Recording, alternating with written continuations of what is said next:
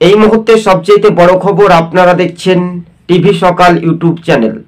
2026-এর যে বিধানসভা নির্বাচন, তা সকলেই আপনারা জানেন যে বঙ্গে বিজেপির বিগত 5 বছরে যে আসনগুলো পেয়েছিল, সে আসনগুলো কি ধরে রাখতে পারবে?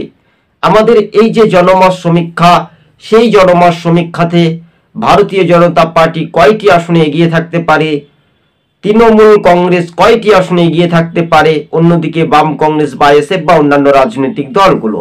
তবে মূলত তৃণমূল ও বিজেপির মধ্যে এই পশ্চিমবঙ্গের মাটিতে লড়াই কিন্তু দেখা যেতে পারে।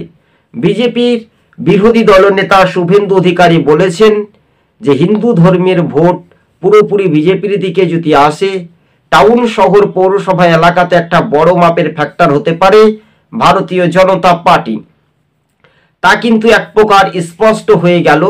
কিন্তু রাজনৈতিক যে ব্যাকরণ বা রাজনৈতিক যে সমীকরণ, সেটাই কিন্তু আকর্ষণীয় প্রভাব। আর এই নিয়ে বিস্তারিতভাবে যে রাজনৈতিকের সমীকরণ, সেই চিত্রগুলো একত্রিতভাবে ভারতীয় জনতা পার্টির পক্ষে কতটা সম্ভব জিতার জন্য, এটা একটা দেখার বিষয়।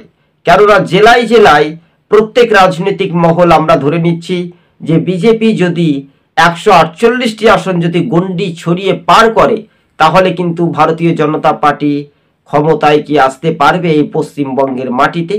অন্যদিকে সিপিআইএম এর অবস্থা খুবই তলানিতে যেতে পারে। তারা সেই শূন্য কাটিয়ে যদি কিছুটা আসন পায়, তাহলে তৃণমূলের আরো অক্সিজেনে বড় ধাক্কা। অন্যদিকে কংগ্রেস, তারা বেশ মুর্শিদাবাদ, মালদা, উত্তর দিনাজপুর জেলা মেলে তারা কিন্তু আসন পেতে পারে, এমনটাই সূত্র মারফত খবর। সম্ভবত কংগ্রেসের ঝুলিতে 25 থেকে 26-এর কাছাকাছি আসন যেতে পারে। আইএসএফ খুব জোর হলে একটি আসনে তারা জিততে পারে। কিন্তু আমাদের এই সমীক্ষক মহল যখন বারবার করে আলোচনা করছি আপনাদের সঙ্গে, সেইগুলো তো একটা বড় মাপের একটা ফ্যাক্টর। খুব জোর হলে এই রাজ্যের শাসক দল তৃণমূল 99 গণ্ডি 100 পার করতে পারবে কি পারবে না, এটা একটা রাজনৈতিক সমীকরণের চিত্র। তবে তৃণমূল ও বিজেপির মধ্যে খুব ফারাক বা পার্থক্যটা যদি দেখি, কেউ 48, কেউ 49, এইভাবে আসনটা পেতে পারে।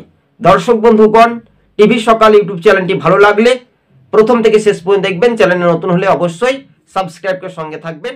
ধন্যবাদ।